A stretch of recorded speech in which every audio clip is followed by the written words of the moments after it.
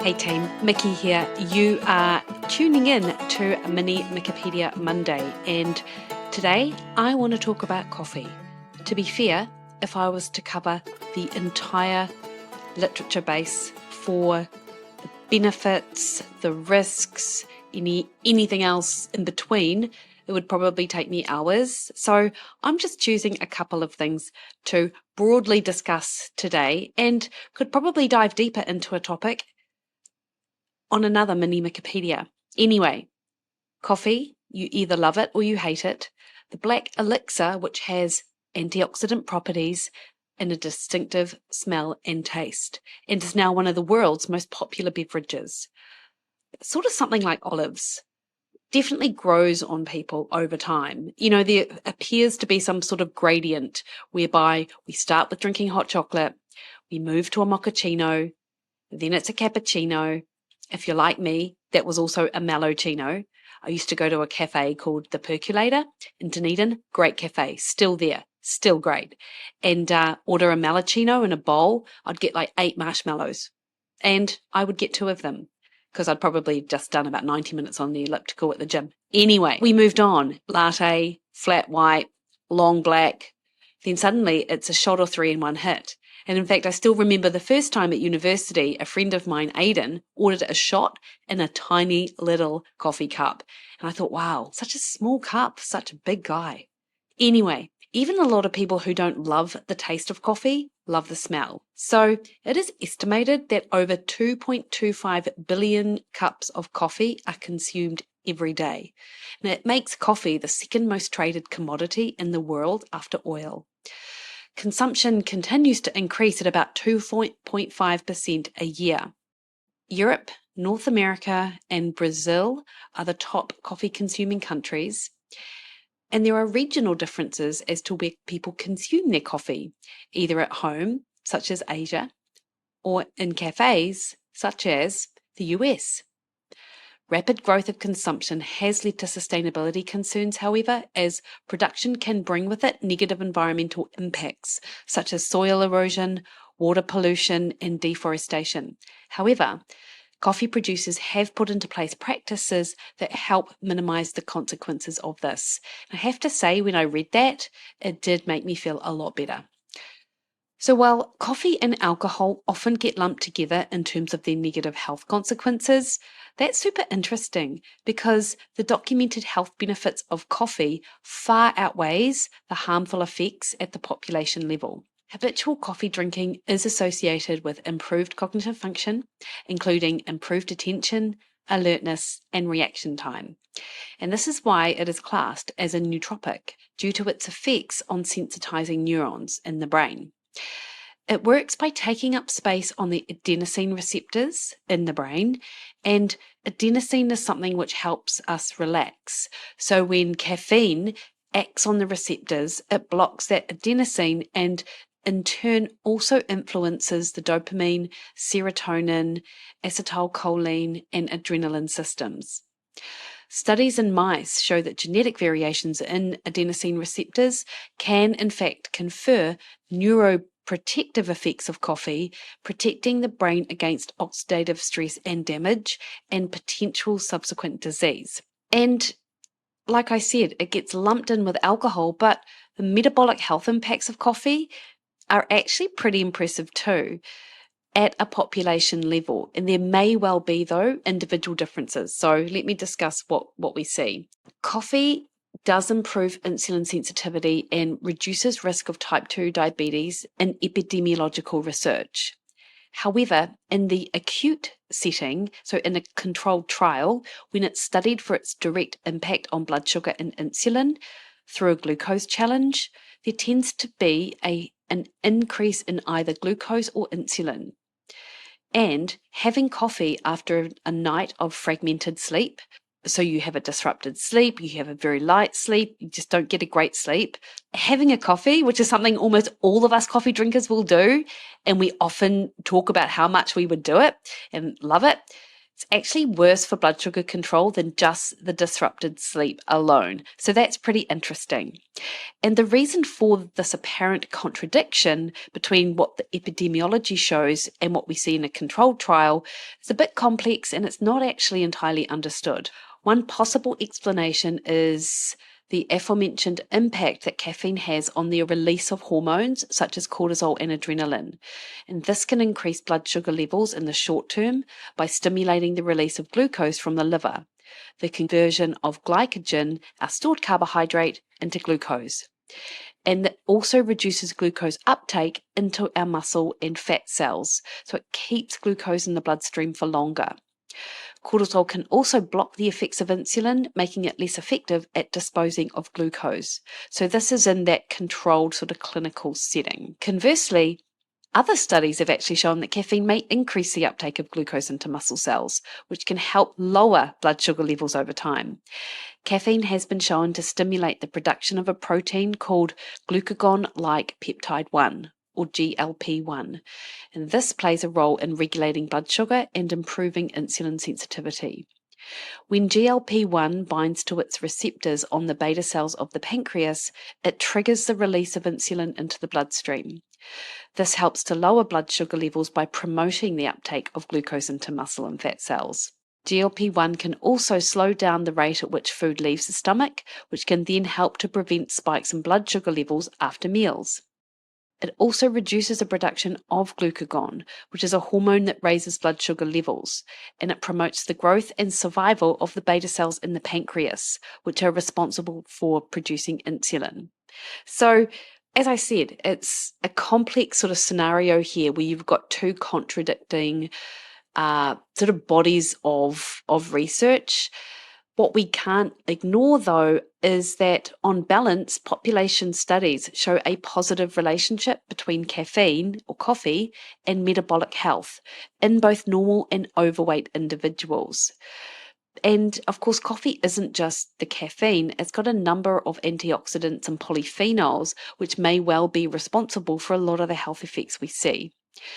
In addition to the insulin sensitizing impact described above, there is research that suggests moderate consumption of coffee may reduce the risk of liver disease and prevent progression of liver disease and cirrhosis. And this is all types of coffee too: instant, plunger, filter, decaffeinated coffee. So it's actually not the caffeine itself, it's potentially those polyphenols I was mentioning. I mentioned some of the neurological or neuroprotective benefits of caffeine earlier. There is research to show that coffee confers protection specifically against Parkinson's disease.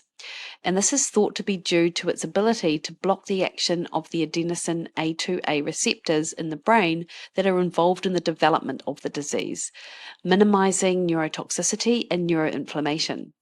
Further, there is no definitive research to show increased, neutral, or decreased risk of cancer with coffee consumption, actually.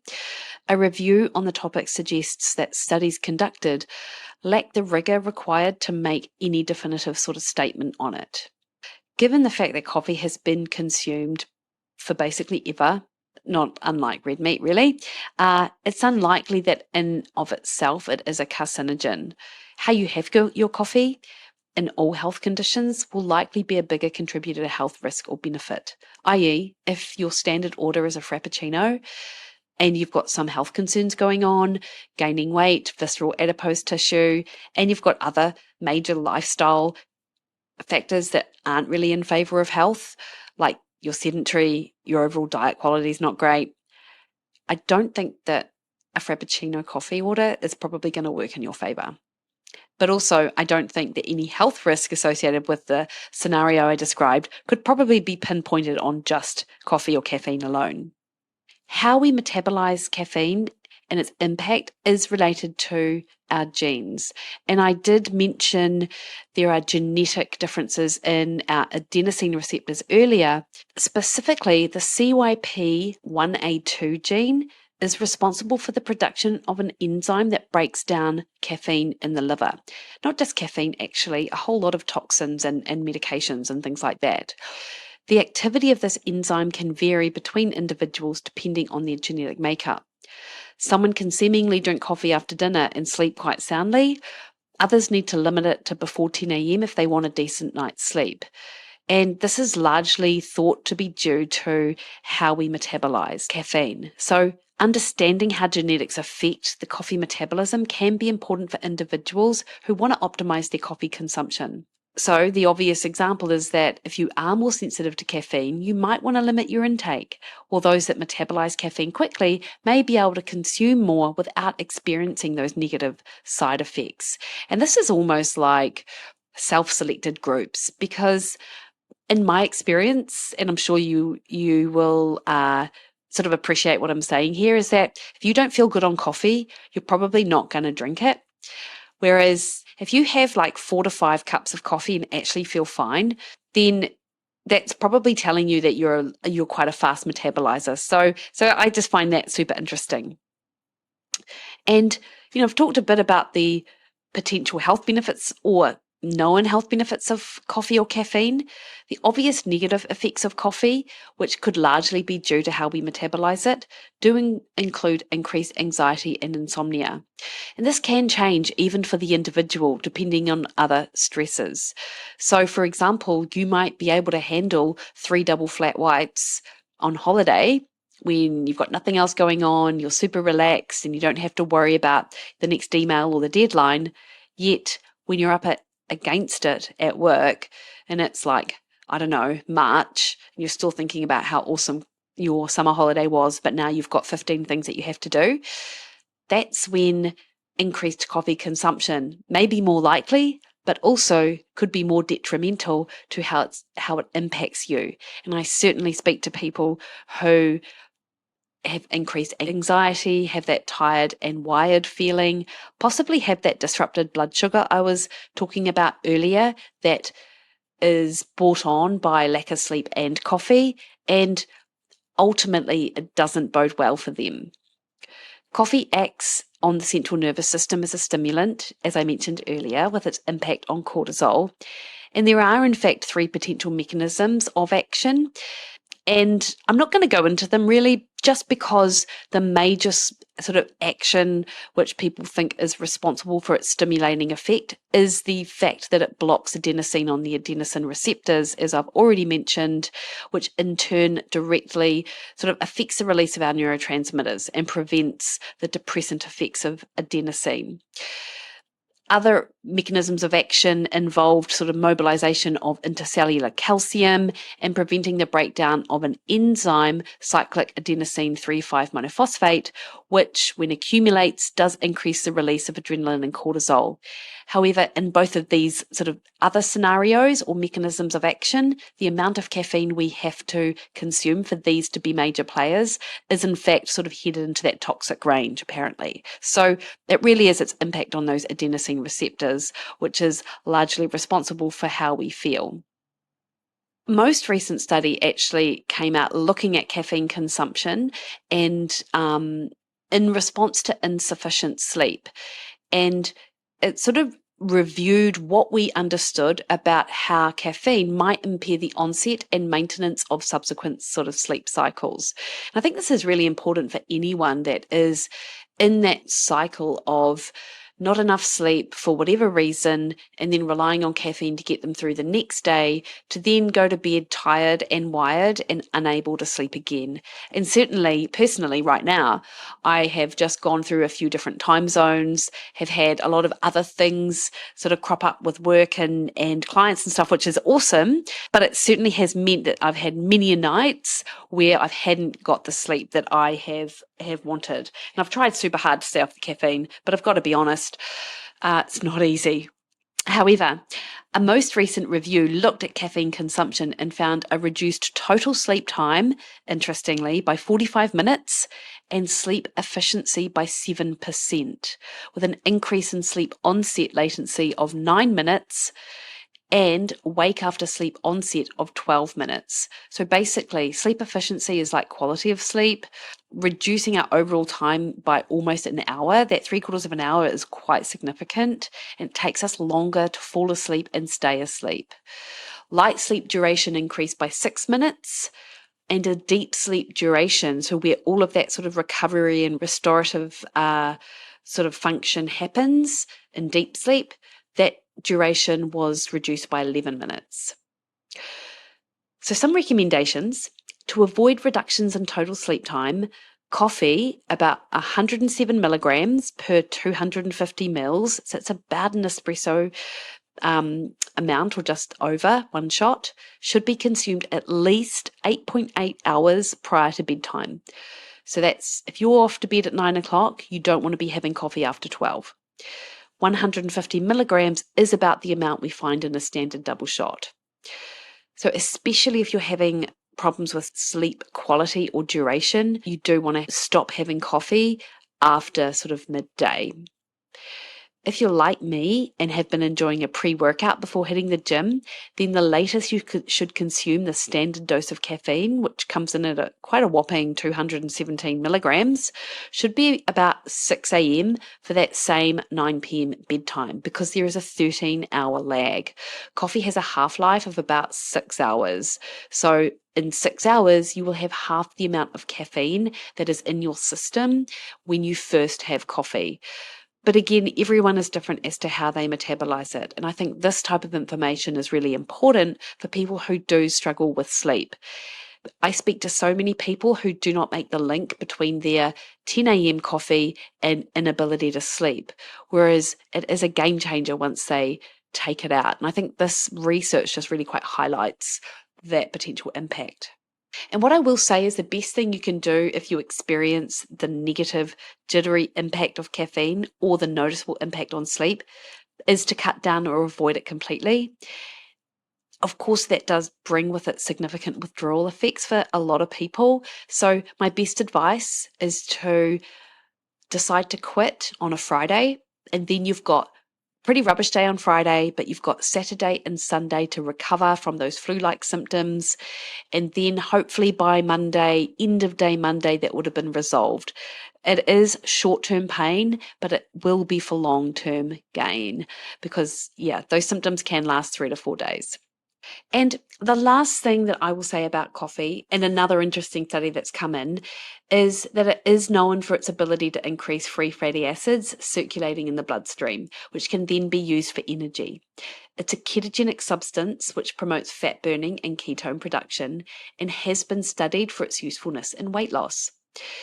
There is some research to support the notion that caffeine alone can help, and a recent analysis of a large cohort of participants analysed coffee consumption in relation to fat loss and found that those who increased the amount that they drank each week from less than 3 cups a month to 1 to 7 per week had a significant reduction in adipose tissue, including visceral adipose tissue. That's that inflammatory fat that builds up in and around our organs, and in trunk fat and overall body fat. And this was over a 3-year follow-up. This was a large cohort, close to 1,500 participants who were enrolled in a diet and exercise intervention. So it's certainly interesting. However, despite the changes being statistically significant, the actual numbers were relatively small and probably not overly meaningful, which is just food for thought or coffee for thought. Another study, just throwing another one out there, that gave adolescents either green tea with catechins and a caffeine equivalent to 96 milligrams, or coffee equivalent to 160 milligrams, about a double shot, in addition to a nutrition intervention, found that those in the coffee arm had a greater reduction in body fat in the caffeine group. So there's research to support its use in fat loss. Caffeine does have an appetite suppressing effect, or coffee does. And certainly this is true of anyone. I don't need to probably convince anyone who has had a period of fasting whereby they might feel a little bit hungry, they have their black coffee, and that suppresses their appetite. So in a lot of ways, potentially caffeine itself can reduce overall calorie intake regardless of any sort of mechanism whereby fat burning is increased and therefore fat loss is increased. Because actually fat burning doesn't relate to a fat loss increase. Those are two quite separate mechanisms occurring. So anyway, coffee. just a little bit of information for you. Hopefully you enjoyed that, and I look forward to catching you on the next Mini Mikkipedia. If there is any topic that you would like me to cover or you're super interested in, just let me know. See you later.